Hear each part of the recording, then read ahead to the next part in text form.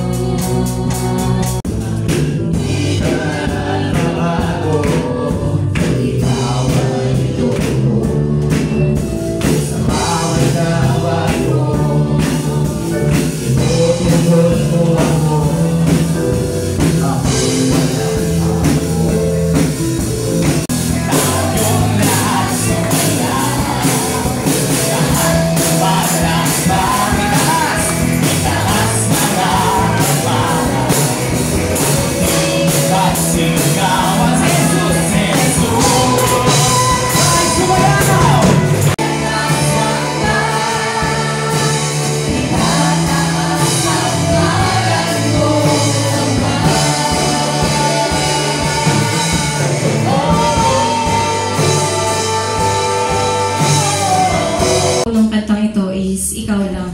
Sapagkat si Lord lang po ay deserve niya lahat ng papuri. Salita mo'y di nagbabago. Kahit na papaano ang buhay natin ay ginagamit ni Lord. Basta willing magpagamit. Huwag kayong hindi magpagamit kay Lord. Makakasakit kayo. Oh, alam nyo, yung pinakita ko, Pastor, ministry pa lang yun sa Philippines.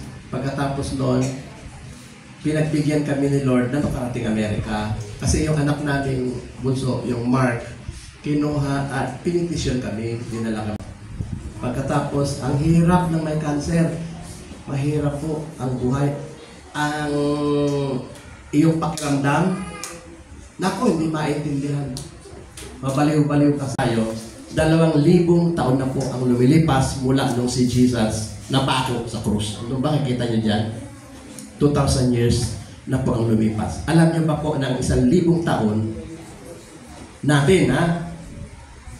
Isang araw lang ni Jesus. 1,000 years, one day ni Jesus. From Adam, magkwenta tayo sandali. Mula kay Adam hanggang kay Abraham, 2 days ni Lord. 2,000 years po ang lumipas. Mula kay Abraham hanggang kay Jesus, ang yelo ay 50 kilos per piece. Ganun kalaki. 50, isang kabang bigas na yan. Babagsak sa kanya. Ganyan po. Kaya sa Amerika po, doon po, nakakakita lang kami ganyan kalalaki. Hail, mga hail pa lang. Patikim lang ni Lord. Sa Texas, medyo malalaki na, ganyan na. Bumabagsak na po yun sa mga swimming pool nila, bahay nila. Yan ang ginagawa ng Lord doon sa iba't ibang bansa.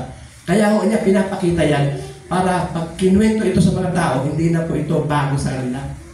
Alam na nila agad. Makatch up na nila agad pag nagsasabi ng mga ganyang bagay.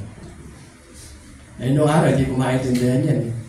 Dahil wala pa akong karanasan, hindi ko pa nga nakikita eh. Pero may nakita ko ganun pala, Lord.